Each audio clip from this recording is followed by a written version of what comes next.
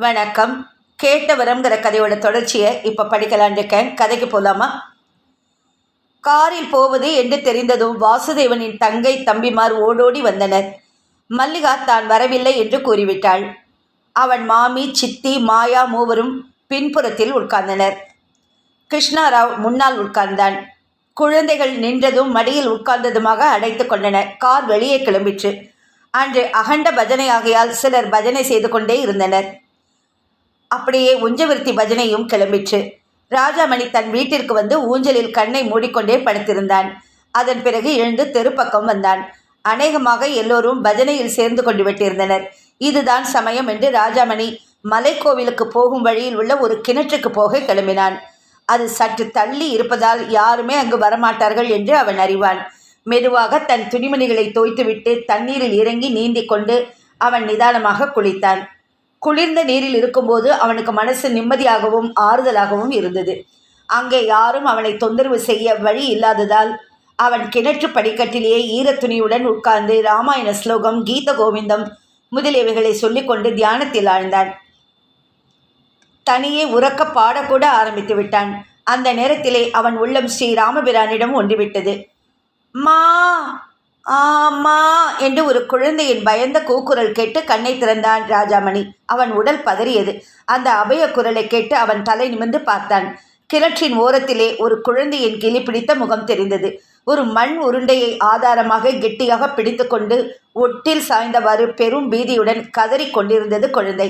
தலை நிமிர்ந்த மாத்திரத்திலே ராஜாமணி குழந்தை சந்திரிகாவின் ஜாடையை கண்டான். அவன் கால்கள் வெடவெடவென்று நடுங்கின. கைகள் எல்லாம் சில்லிட்டு மரத்து விட்டன. அடி பாவி, குழந்தையை சாவதற்கு விட்டு எங்கே ஒழிந்தாய் என்று வாய்விட்டே தன் தங்கையை வைத்து விட்டான் ராஜாமணி. அவன் மனம் ஒரே எட்டில் பறந்து குழந்தையை தழுவியது.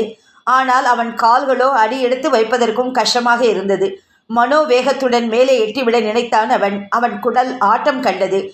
கீழே பார்த்து படிக்கற்கள் மீது கால் வைக்க போனால் அதன் நடுவே கண்ணுக்கு புலப்படும் தண்ணீர் பொங்கி அவனை விழுங்க வருவது போல் இருந்தது. அம்மா என்று குழந்தை வீல் வீல் என்று அரற்றிற்று. கத்தின பலத்தினாலோ கை சோர்ந்த பலகீனத்திலோ அந்த மண் உருண்டை உடைந்தால் குழந்தை கிணற்றில்தான் என்று ராஜாமணி நன்கு அறிவான். ஒவ்வொரு வினாடியும் ஒரு யுகமாக கடந்து அவன் மெல்ல ஏறி மேலே வந்துவிட்டான். அவனது நா வறண்டது, தலை சுழற்றியது, காது குப்பென்று அடைத்து கொண்டது. குழந்தையை எடுக்க விரைந்தான். அவன் ஒரு கஜ தூரத்தில் இருக்கும்போது குழந்தை முன்னால் சாய்வதை பார்த்தான். அதன் கைமண் உடைந்து பொடி பொடியாகி கிணற்றிலே பொத்தென்ற ஓசையுடன் விழுந்தது. ஹரே ராம் என்ற கூக்குரலுடன் ஒரு பெருமூச்சு விட்டு ஒரு தாவு தாவி விழும் தருவாயில் இருக்கும் குழந்தையை பிடித்து விட்டான் ராஜாமணி. பிடித்து பின்னால் இழுத்த வேகத்தில் பக்கத்தில் குழந்தையுடன் சேற்றில் விழுந்து விட்டான். பயந்து போயிருந்த குழந்தை அவனை இறுக பிடித்து கொண்டு அவன் உடம்போடு உடம்பாக ஒட்டி கொண்டு விட்டது. ராஜாமணி மெல்ல சமாளித்து கொண்டு எழுந்து அருகே இருந்த ஒரு கல்லின் மேல் போய் உட்கார்ந்தான். கொஞ்சம் தெளிவு வந்தது அவனுக்கு. தன் கையில் இருந்த குழந்தை துணி போல் துவண்டது. அது மயக்கமுற்றிருப்பதைக் கண்டு அவன் தன் தோளின் மேல் போட்டிருந்த ஈர துணியை எடுத்து அதன் முகத்தை ஒற்றினான். வாயால் ஊதினான். குழந்தை மெல்ல கண்ணை திறந்தது. அப்பொழுதுதான் அவன் தன் படபடப்பு அடங்கியவனாய் குழந்தையின் முகத்தை பார்த்தான். அவனுக்கு இருந்த மனக்குழப்பத்தில் அக்குழந்தை ஒரு ஆண் குழந்தை என்றதை கூட அவன் கவனிக்கவில்லை. அவன் குழந்தையின் அலறலை கேட்டு திடுக்கிட்டு நிமிர்ந்த நேரத்தில் மல்லிகாவின் குழந்தை சந்திரிகாவின் சாயல் அவன் கண்களிலே பளிச்சிட்டது. அதே பிரமையுடன் அவன் ஓடி வந்து அதை காப்பாற்றினான். இப்பொழுதுதான் அவன் நிதானமாக பார்த்தான். அந்த 5 வயசு ஆண் குழந்தை அவனை உற்று நோக்கிற்று. ராஜாமணியின் மனத்தில் ஒரு கணத்தில் உண்மை உதயமாகிவிட்டது. தான் காப்பாற்றியது தன் குழந்தை. தான் ஆவலுடன் எதிர்பார்த்து கடைசியில் கண்ணால் கூட பார்க்காத தன் மகன் என்று அவனுக்கு தெரிந்துவிட்டது. உணர்ச்சி மேலேற்றினால் அவன் கரம் நடுங்கிற்று. குழந்தையின் உடலும் நடுங்கிக் கொண்டே இருந்தது. அம்மா அம்மா கிட்ட என்று அவன் அழ ஆரம்பித்து விட்டான். இன்னமும் அக்குழந்தையின் முகத்திலிருந்தோ குரலிலிருந்தோ பீதி அகலவில்லை. அதனை தன் மடியில் இருத்தி இறுக கட்டி கொண்டான் ராஜாமணி. இருடா கண்ணு, போகலாம் என்றான் ராஜாமணி. உன் பெயர் என்னடா கண்ணு? பிரசன்ன வெங்கடரமணன் என்று கொச்சையாக பதிலளித்தான் மகன். அடே அப்பா, பெரிய பெயராக இருக்கிறதே. சின்ன பேர் கூட இருக்கு என்றான் பிரசன்ன வெங்கடரமணன். அது என்னது? ரமணி. ரமணி, உங்கள் அம்மா எங்கே? ஆத்துல என்று சொல்லும்போதே அவன் மீண்டும் அழ ஆரம்பித்து விட்டான். வேண்டாம் வேண்டாம், அழாத. இதப்பார், என் துணி எல்லாம் அழுக்கா இருக்கோ இல்லையோ, உடம்ப அலம்பி கொண்டு வருகிறேன், அப்புறம் போகலாம். உன் அம்மா பெயர் என்ன என்று கேட்டான் ராஜாமணி. லலிதா என்றான் குழந்தை. ராஜாமணிக்கு சந்தேகம் இருந்ததா என்ன? தன்னையே தான் ஏமாற்றிக் கொள்ள பார்த்தான் அவன். அவ்வளவுதான். உடம்பில் வந்து அப்பிக்கொண்ட சேற்றை அலம்பி தள்ளுவது போல் தன்னை பந்தத்திலிருந்து விடுவித்துக் கொள்ள நினைத்தானோ? எப்பொழுது அவன் தன் மகனை இறுக அணைத்து கொண்டு சேற்றுக்குழியில் விழுந்தானோ அப்பொழுது அவன் பாசக்குழியில் அல்லவா விழுந்து விட்டான். புத்திர பாசம் அல்லவோ சேற்றின் உருவெடுத்து அவனை கப்பிக்கொண்டது. ரமணியை கட்டிக்கொண்ட அப்பிணைப்பானது பற்றின் அஸ்திவாரம் அல்லவா? ரமணி, உன் அப்பா எங்கே? அவர் பெயர் என்ன என்று கேட்டான் அவன். அப்பா பெயர் தெரியாது என்று கையை விரித்தான் பாலன். எங்கே இருக்கிறார் உன் அப்பா என்று மீண்டும் கேட்டான் ராஜாமணி. அதில் அவனுக்கு என்ன திருப்தியோ. பஜனை பண்றாப்பார் அந்த ஊரில். நல்ல காலம், லலிதா ஊரைத்தான் பிள்ளைக்கு கற்பித்திருக்கிறாள், பேரை சொல்லித் தரவில்லை என்று அவன் தனக்குள் நினைத்து கொண்டான். அப்படியே உட்கார்ந்திருந்தான். ஏதோ மந்திரம் போட்டாற் போல் ரமணியும் தன் அழுகையை மறந்து தகப்பன் மடியில் உட்கார்ந்திருந்தான். மலைக்கோவில் பிரசன்ன வெங்கடாஜலபதிக்கு திருமஞ்சனம் முடித்துவிட்டு அர்ச்சகர்கள் வந்து கொண்டிருந்தனர். அவர்களும் அவ்வூர் பிள்ளைகள்தாமே. ராஜாமணியை கண்டதும் அவர்கள் சகஜமாக பேச ஆரம்பித்தனர். என்ன ராஜாமணி மாமா, ஏகாதசி பஜனை உங்கள் விஷயத்தில் ஏகாங்கி பஜனையா என்று ஒருவன் கேட்டான். இது என்ன கோலம் இது? ராஜாமணி விஷயத்தை விவரமாக கூறி முடித்தான். எந்த உதவாக்கரை அம்மாவோ குழந்தையை சாவதற்கு அனுப்பிவிட்டாள். ஏகாதசி மோட்சம் கிடைத்திருக்கும் இத்தனை நாழிகைக்குள். பிறகு அக்குழந்தையை அவர்களிடம் கொடுத்து ஊருக்குள் கொண்டு போய் இது யார் வீட்டு குழந்தை என்று விசாரித்து பெற்றவர்களிடம் சேர்த்து விடுங்கள் என்று கேட்டுக்கொண்டான். மேலும் அங்கே தயங்காமல் மண்ணில் விழுந்து அழுக்கடைந்த தன் துணிகளை மீண்டும் எடுத்துக்கொண்டு அவன் கிணற்றில் இறங்கிவிட்டான். பெற்றவனிடம் பகவானே சேர்த்து விட்டானே, எங்களுக்கு ஏது அந்த பாக்கியம்? இப்பொழுது உன்னிடமிருந்து பிரித்து கொண்டு போவதுதான் நாங்கள் செய்யும் கைங்கரியம். வேண்டாம், நீயே வைத்துக்கொள் உன் மகனை என்று விவரமாக கூறிவிட வேண்டும் என்றுதான் அவ்விருவர்களுக்கும் விருப்பம். ஆனால் பொதுவாக வேடிக்கையாக பேசலாமே தவிர சொந்த வாழ்க்கையை பாதிக்கக்கூடிய விஷயத்தில் தாங்கள் தலையிடுவது உச்சிதமல்ல என்று எண்ணி அவர்கள் சென்று விட்டனர். ராஜாமணி துணிகளை மீண்டும் கசக்கி அலசி எடுத்துக்கொண்டு மேலே வந்தான். துணிகளை செடிகளிலும் பாறையிலும் போட்டு உலர்த்தி கொண்டான். உலர்ந்த துணிகளை அணிந்து கொண்டு அங்கேயே உட்கார்ந்து ஜபதபாதிகளை முடித்து கொண்டான். அவனுக்கு ஊருக்குள் போவதற்கு மனமில்லை. மலை மேல் குகையில் இருப்பதாக சொன்ன சாமியாரை பார்த்துவிட்டு வரலாமே என்று யோசித்தவனாய் ஏரிக்கரை ஓரமே நடந்து சென்றான் ராஜாமணி. அவன் எவரை எதிர்கொண்டு போனானோ அப்பெரியாரே அவன் எதிரே வந்தார். என்னப்பா, காஷாயத்தை பார்க்க வந்தாயா? தண்டத்தை பார்க்க வந்தாயா? அந்த காட்டு பாதையிலே அவரை சாஷ்டாங்கமாக நமஸ்கரித்தான் ராஜாமணி. கை கட்டி தலை குனிந்து நின்றான். நீ என்ன செய்ய வேண்டும் என்பதை சற்று முன் ஈஸ்வரன் சொல்லிவிட்டானே. குழந்தை அப்பா வேண்டும் என்று கேட்ட வரம் பலிதமாயிற்று என்று அவர் கூறினார். ராஜாமணிக்கு மயிர் கூச்செறிந்தது. ஒரு வினாடி செயலற்று நின்றான் அவன். அவன் சமாளித்து கொண்டு நிமிர்ந்து பார்ப்பதற்குள் அப்பெரியவர் விடுவிடுவென்று வெகு தூரம் சென்று விட்டார். அவன் அக்ரஹாரத்திற்குள் நுழையும் போது பூஜை முடியும் சமயம் வேகமாக சென்று பஜனை மடத்திற்குள் நுழைந்தான். அகண்ட பஜனை செய்பவர்கள் பந்தலில் இறங்கி நின்று பஜனையை நிறுத்தாது நடத்தி கொண்டிருந்தனர். கற்பூரத்தை கண்ணில் ஒற்றி கொண்டான் ராஜாமணி. பிறகு சாப்பாட்டு விடுதிக்கு சென்று சாப்பாட்டை முடித்துக்கொண்டு தன் வீட்டிற்கு சென்றாள். மணி 12 அடித்து விட்டது. அதற்குள் பஜனையில் ஹரே ராம ராம ராம ஹரே ஹரே, ஹரே கிருஷ்ண கிருஷ்ண கிருஷ்ண ஹரே ஹரே என்ற நாமாவளியை ஆரம்பித்தனர். அந்த நாமாவளியாவது தான் செய்ய வேண்டும் என்று அவன் தீர்மானித்தான். ஆகையால் வீட்டினுள் சென்று தன் கையிலேயே வைத்துக் கொண்டிருந்த கைகடிகாரத்தையும் வைர மோதிரத்தையும் கழற்றி பெட்டியில் வைத்துவிட்டு திரும்ப எண்ணினான். ராஜாமணி ரேழியை தாண்டி உள்ளே காலை வைத்தான். அங்கு அவன் கண்ட காட்சி அவனை குழப்பத்தில் ஆழ்த்தியது. கூடத்து ஊஞ்சலில் மல்லிகாவின் கணவர் உட்கார்ந்திருந்தார். மல்லிகா ஊஞ்சலில் சங்கிலியை பிடித்து கொண்டு நின்றிருந்தாள். தூணுக்கு பின்னால் பாதி மறைவில் லலிதா நின்று கொண்டிருந்தாள். அவளுடைய தகப்பனார் எதிரே ஒரு நாற்காலியில் அமர்ந்திருந்தார்.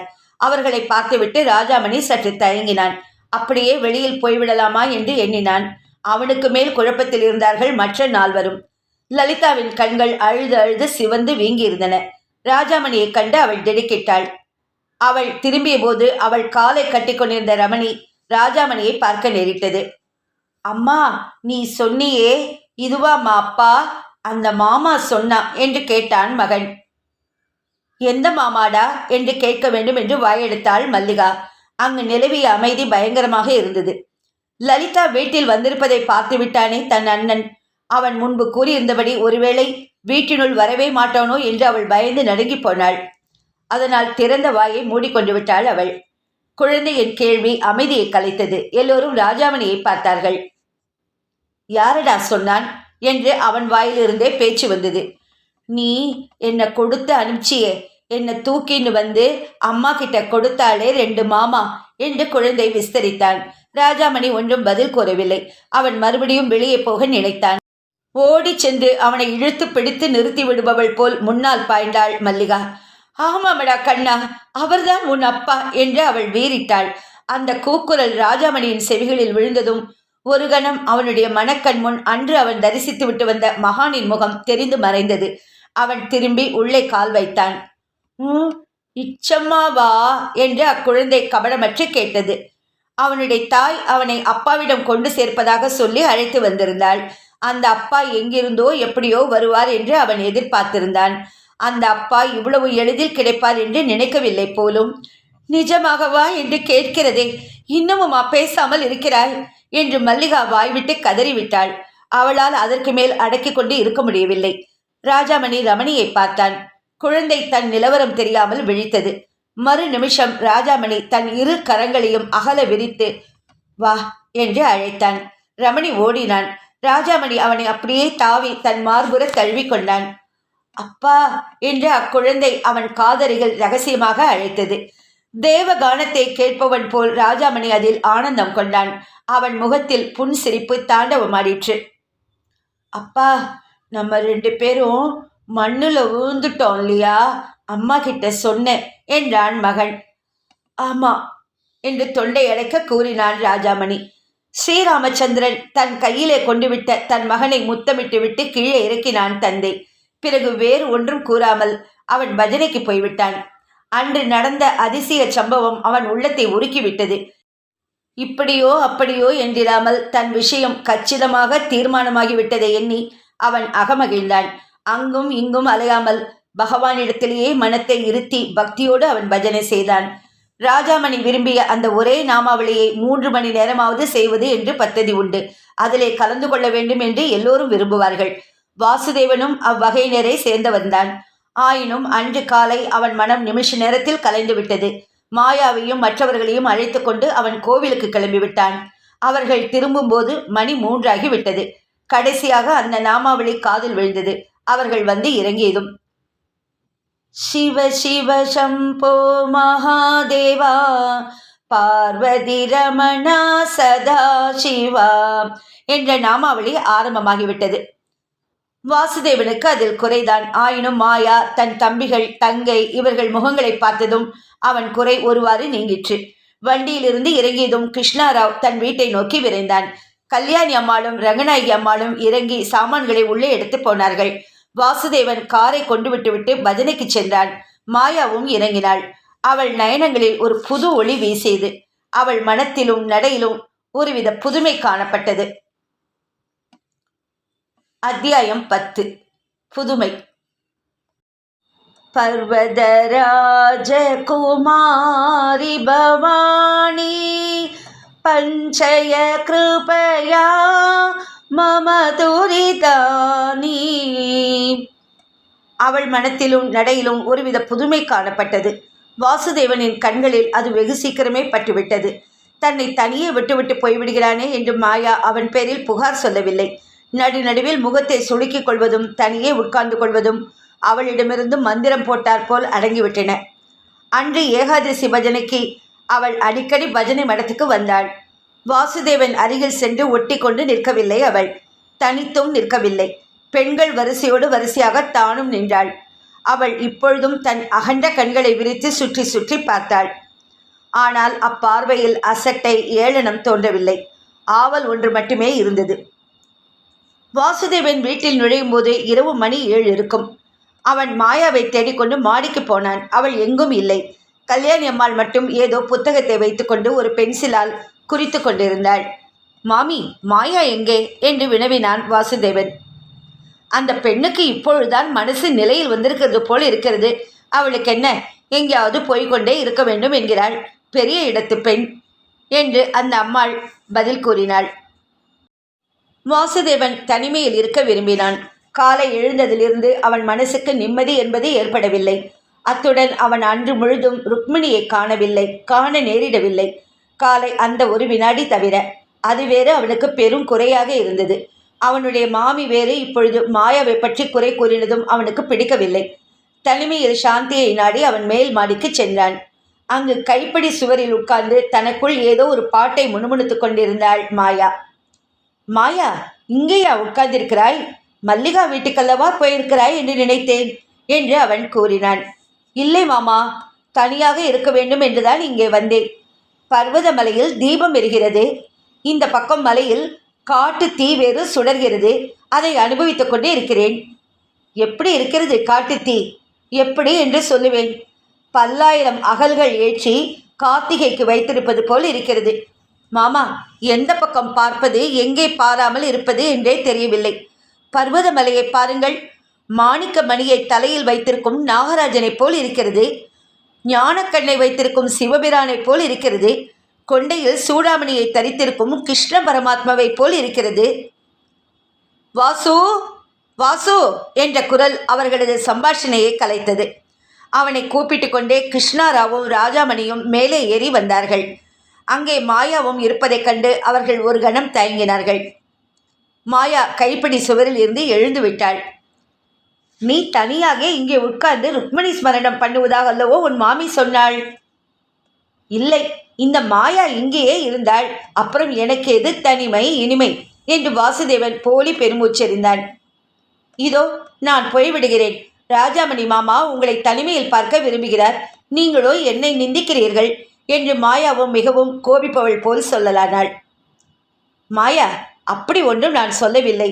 நீயும் இரு அம்மா என்று ராஜாமணி அவளை நிறுத்த முயன்றான். உண்மையிலேயே அவளை நோகச் செய்து விட்டோமோ என்ற பயம் அவன் குரலில் மேலோங்கி நின்றது. வேண்டாமே, நான் போகிறேன் என்று அவள் பிணங்கினாள். போயேன், அப்பொழுதாவது எனக்கு ஏகாந்தம் கிடைக்குமா? இந்த இரு தடியர்களிடம் என்னை சிக்க வைத்துவிட்டு போகிறாய். என் மன அமைதி போனதுதான் என்று கூறி சிரித்தான் வாசுதேவன். அப்படியானால் போனால் போகிறது. மிகுந்த பிகுவுடன் மாயா அங்கே உட்கார்ந்து கொண்டாள். வாசுதேவன் அருகில் இருந்த விளக்கை போட்டான்.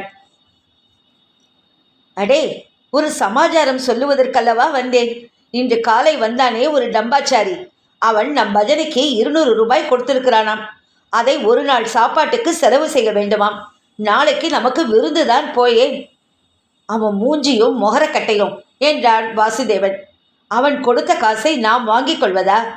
ஏகபத்தினி விரதன் நம் ஸ்ரீராமச்சந்திர மூர்த்தி. இந்த நீசன் ஒன்றும் நமக்கு சாப்பாடு போட வேண்டாம். அது நெஞ்சில் சிக்கிக்கொள்ளும் என்றான் அவன் கோபத்துடன். அதேதான் நானும் சொன்னேன் என்று கிருஷ்ணராவ் மெதுவாக சொன்னான். அதுவரை பர்வதமலையே பார்த்து கொண்டிருந்த அவன் அப்பொழுது தலையை சற்று திருப்பி அதை சொல்லிவிட்டு பேசாமல் இருந்தான். அந்த சனியை பிடிச்சவனால் தான் இன்று ஏகாதசி பஜனை எனக்கு இல்லாமல் போய்விட்டது என்று வாசுதேவன் பொறுமினான். ராஜாமணி மௌனமாக இருந்தான். அவன் எங்கேடா இருக்கிறான் இப்பொழுது என்று வாசுதேவன் கேட்டான். உன் சித்தப்பா வீட்டில். நம் முருங்கைக்காயும் பலாக்காய் கறியும் அவனுக்கு உடம்புக்கு ஒத்துக்கொள்ளாதாம். நெய்யும் ஜலவுமாக கலந்து வைத்த அதில் வேக வைத்த வெண்பொங்கலாம், தக்காளி எலுமிச்சம்பழ ரசமாம், கட்டி ஆடை தயிராம், நெய்யில் பொரித்த அரிசி அப்பளமாம், உருளைக்கிழங்கு வறுவலாம், இன்னும் எவ்வளவோ சொன்னார்கள். குறைந்தபட்சம் 8 வகையாவது இல்லாமல் அவன் சாப்பிட மாட்டானாம். அது தவிர ஃப்ளாஸ்கில் உயர்தர காப்பியாக நிரம்பியபடியே இருக்க வேண்டுமாம். ஆதலால் அவனுக்கு ராஜோபசாரம் நடக்கிறது உன் சித்தப்பா வீட்டில். உன் சித்தப்பா ராமாயண பாராயணத்தில் போய் உட்கார்ந்து விடுகிறார். ஆகவே உன் மாமனார் இட்டதே சட்டம் என்று ராஜாமணி விளக்கினான். வாசுதேவனுடைய நெற்றி நரம்புகள் புடைத்தன. அவன் பல்லை கடித்தான். அவனுடைய 2 கைகளும் துடித்தன. இதன் தொடர்ச்சியை அடுத்த பகுதியில் படிக்கிறேன்.